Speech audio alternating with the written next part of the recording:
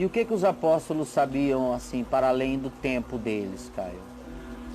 Voltando ao passado aí. Nada, eles sabiam pescar, né? A maioria deles. Eles eram pescadorzinhos. A maioria pescadores. Mateus sabia coletar dinheiro, sabia tudo de malandragem, de cobrança, de Sei. pedágio, de lavagem de dinheiro, de esconder dinheiro do Império Romano para ficar com a maior parte para ele. Mateus tinha essa manha? Claro, ele era o maior publicano, o maioral dos publicanos da Galileia. Eita, rapaz. Toda aquela grana da Galileia passava por Mateus. Olha. Toda a grana. De todos os trabalhos, de todos os recolhimentos de impostos, ele era a Receita Federal corrompida dos romanos na Galileia. É, Caião. Mas tinha grande importância na localidade. Ele era e um muito cara odiado. Ele era um também. cara conhecido, então, no pedaço. Conhecidíssimo, todo mundo. Quem é que não conhece o cara que te cobra? Todo mundo conhece. Ele era objeto de muito ódio também. Ele é meio que o Paulo Guedes da galera, assim. Não, o Paulo famoso. Guedes é um santo, perto de Mateus. É, cara. Mateus não era brincadeira, não. Se a Lava Jato tivesse apanhado Mateus antes dele se converter, ele teria ido para Curitiba. Ai, Mateus estaria em Curitiba. Estaria em Curitiba.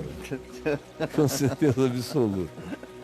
E então, eles eram homens simples, a maioria deles. Eles não tinham conhecimento de nada. Provavelmente, só estou dizendo provavelmente, nunca nenhum deles tivesse ouvido falar de Sócrates, de Platão, de Aristóteles, de Epícoro, de Zenão, de Tales, dos filósofos naturalistas de Mileto. Não sabiam de quase nada, não conheciam nem a história dos rabinos de Israel. A maioria deles não conhecia em detalhes nem as histórias todas de Israel. Eles foram aprendendo devagar, eles não eram homens letrados em Eles nenhum não eram nível. letrados. Talvez com exceção de Judas Iscariotes. Muito provavelmente devia ser um cara que cresceu, conviveu com a aristocracia de Jerusalém.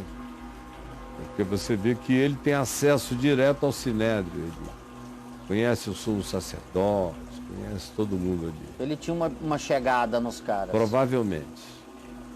E, no mais, eram homens que só sabiam o que Jesus lhes foi ensinando. O resto eram experiências do cotidiano. Sobre o mar, sobre o vento, sobre a agricultura, sobre política geral.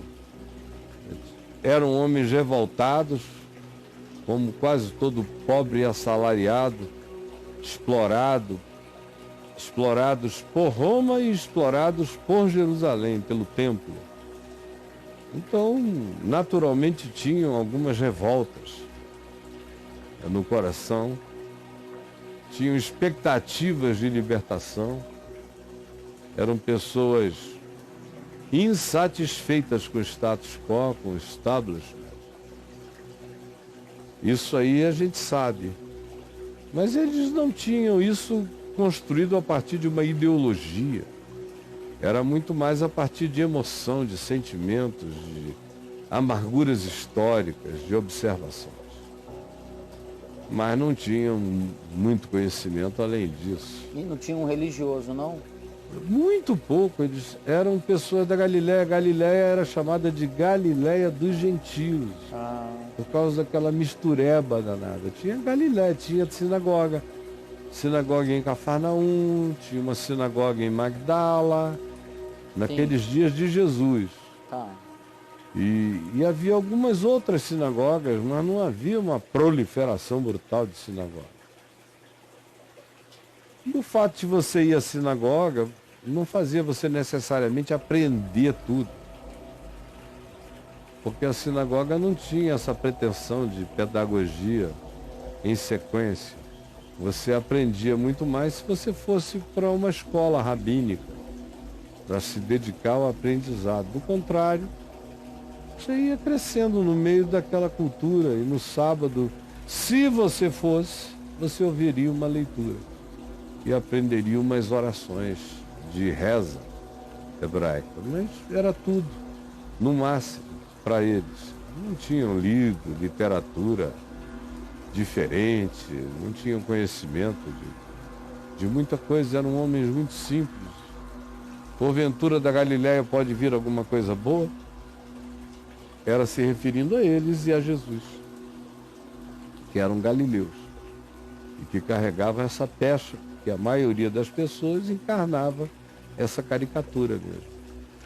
Mas e aí? Mas você acha que depois da ressurreição algum clique bateu ou eles continuaram com o mesmo entendimento? Cara, o que você acha que mudou na cabeça dos caras depois da tudo, ressurreição? né? Quando você admite que alguém ressuscitou dos mortos, o teu cérebro nunca mais é o mesmo, bro. Isso altera uma mudança neural. É complicado, A começar do cérebro. Ah. Se você chega e contra toda a interpretação cerebral, que diz que mortos não ressuscitam, Coisa ilógica. Assim. totalmente inaceitável, totalmente contra-intuitivo, totalmente anticerebral. Anticerebral. Aí vem Jesus e pega aqui em mim, toca em mim, parte o pão, vamos comer, come com eles, bebe com eles, conversa com eles e desaparece. Na presença deles, eles viram que ele comeu o pão e o pão sumiu.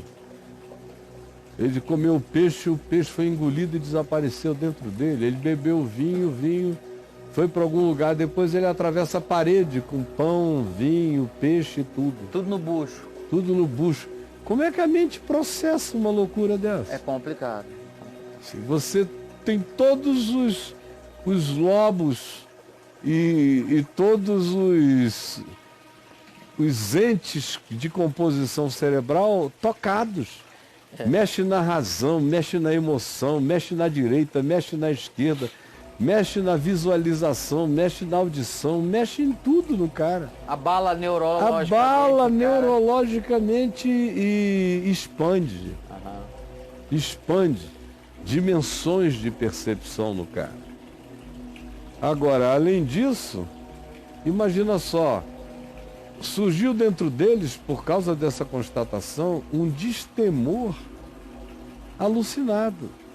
Se a ressurreição existe, e se Jesus, em quem eu vinha crendo e com ele andando, morreu e diz que foi por mim, e ressuscitou dos mortos, e eu convivi com ele, indo e vindo, e me encontrando, não somente eu, mas uma coletividade de testemunhas simultâneas, durante 40 dias e 40 noites, de modo que se tornou inequívoco para mim, negar isso tinha que implicar em suicídio, porque o cara, não se negasse aquilo, ele não podia mais nem admitir que ele existia, caso ele negasse aquilo que foi tão esmagador.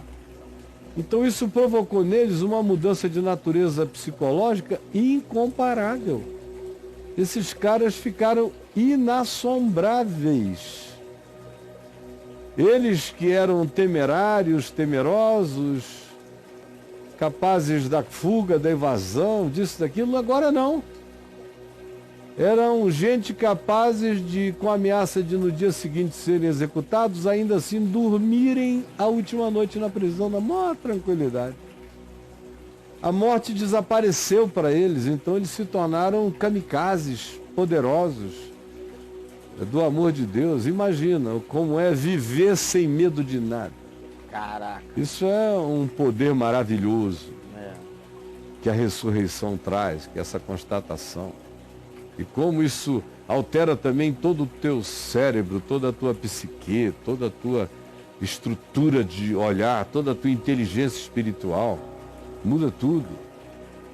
Além de tudo, a ressurreição trouxe para eles uma projeção que não era científica, Mas quanto mais a ciência evolui, mais a gente vê como eles, sem a ciência, foram catapultados para uma certeza de que quando a vida cessasse no espaço-tempo, nessa dimensão, eles entrariam numa transdimensionalidade aonde eles ganhariam a qualidade da ressurreição de Jesus. Eles ganhariam a qualidade da ressurreição de Jesus e se tornariam Cristos para sempre. Nossa. Você imagina como é viver com isso, não como uma teologia num compêndio teológico, mas carne e sangue presentes em você e você olhando dioturna e incessantemente a vida com esses olhos. Expande tudo para todos os lados, todas as tuas dimensões se afloram e você se torna um ser de uma constituição que o mundo não conhece, não pode nem entender. Mas isso não aconteceu a eles pela via de nenhuma meditação, transcendência, yoga, nada do Kindergarten, nada. Foi aquele cacete sensorial da ressurreição, foi a experiência da ressurreição e o impacto foi esse. Eles se tornaram os transtornadores da terra. Transtornadores. Paulo sozinho passou a valer mais do que a soma dos demais. É isso que eu ia te perguntar. Você tá falando aí dos caras. De todo mundo. Agora bota Paulo. Paulo, você pode superlativizar isso ao extremo. Porque eles viram Jesus ressuscitado depois que Jesus morreu e ressuscitou. Okay. Paulo não. Quando você abre em, acho que é na primeira epístola a Timóteo, quando Paulo é na segunda, mas acho que é na primeira epístola a Timóteo, quando Paulo diz, acho que é no verso 14, quando Paulo diz que ele obrigava os cristãos a blasfemarem, que os levava à morte, que os torturava, era ele mesmo torturando, o cara botava os crentes no pau de arara, batia, quebrava ossos, arrancava dentes, obrigava o cara a dizer Jesus é o diabo, anátema Jesus, obrigava os cristãos a blasfemarem. Aí ele diz, de repente eu que era essa coisa. É isso mesmo. Não é isso? É 1 Timóteo, capítulo 1, verso 13. 13, como diz? A mim que dantes fui blasfemo e perseguidor e injurioso, mas alcancei misericórdia, porque o fiz ignorantemente na incredulidade. E aí? É isso aí que você vai? E a graça do nosso Senhor superabundou com a fé e o amor que há em Jesus Cristo. Essa palavra aí, superabundou, em algumas outras versões é transbordou. Transbordou. Mas a graça de Deus transbordou, que é uma palavra que designa uma barragem, uma espécie de hidroelétrica que não suportou, que quebrou pela força. É um brumadinho. O brumadinho ainda é pequeno, perde isso aí. Tá. Arrebentou mesmo. A barreira de contenção não suportou. E a graça arrebentou Paulo. Sim, cara. E aí é violento o cara encontrar com Jesus na estrada de Damasco. Aquela luz. Saulo, Saulo, Saulo, por que me persegues? Quem és tu, Senhor? Eu sou Jesus, a quem tu persegues. O corpo de Cristo, ele estava matando gente do corpo de Cristo. Gente que confessava o nome de Jesus. Por isso Jesus diz, você está amputando membros do meu corpo, você me persegue.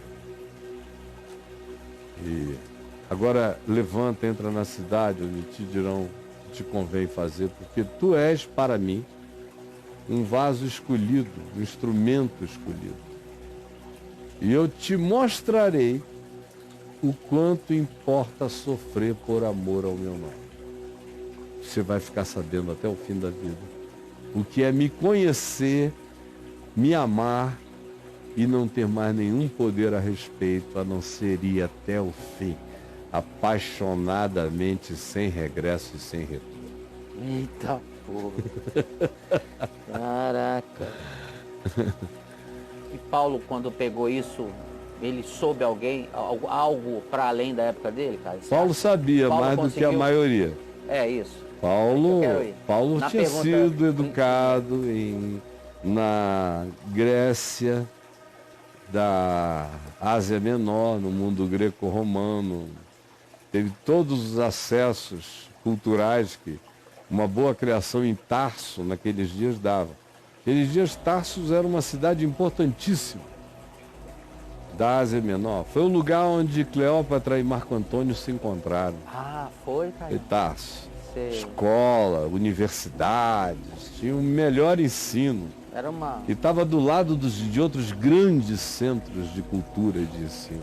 Era o Vale do Silício. Era. Paulo nasceu no Vale do Silício, da Ásia Menor. Da Ásia Menor. E ele sabia tudo.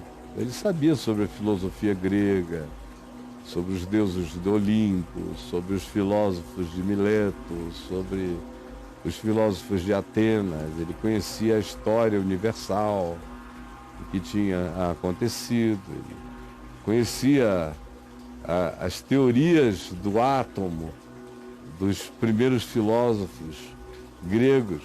Eles que designaram o nome da menor partícula invisível aos sentidos com o nome de átomo.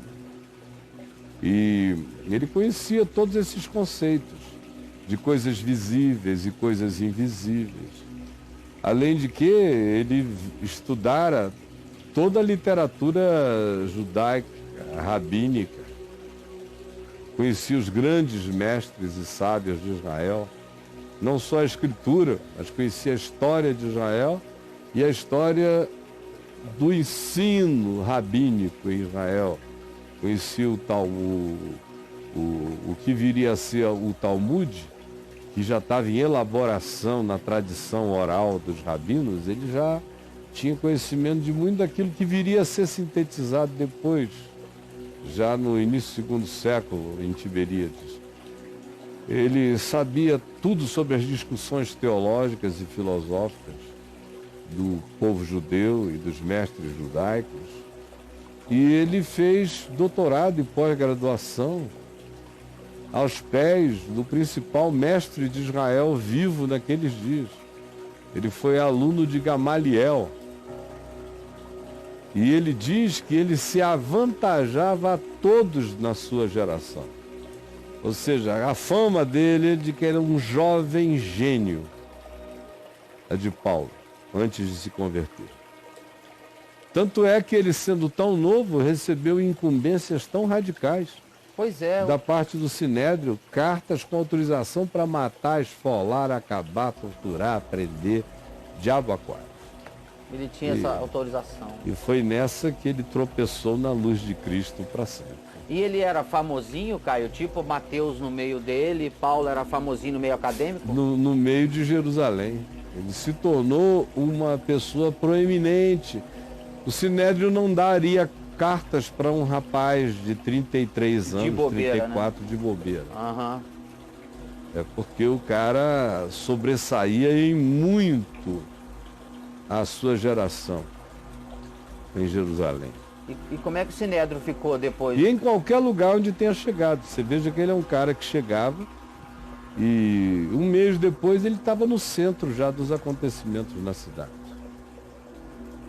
E por causa do Evangelho, mas também por causa da inteligência, do carisma, da comunicação, do assombro de pensamento, de como o falar dele vinha cheio de uma riqueza esmagadora.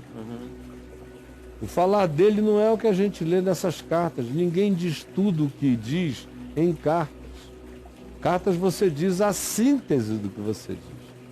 Não dá para entender completamente Paulo pregando só lendo a carta. A carta é um esbocinho. Tá. Agora imagina esse cara viajando solto, com a mente podendo pegar dos diretórios da compreensão dele milhões de arquivos. Era uma coisa muito linda. E como que o Sinédrio se comportou de Damasco para frente em relação a Paulo? Cara, com ódio. Um grande traidor, cara. Paulo Grande pisou na traidor bola, da pô. causa. Pisou na bola com os caras. Traidor, frouxo. Se fosse no Brasil dos Minions agora, ia ser ódio enorme. Traidor, canalha. O Carluxo iria acabar com ele. É, Caio. Mas vamos lá, Bruno. Ia virar Twitter. Twitter.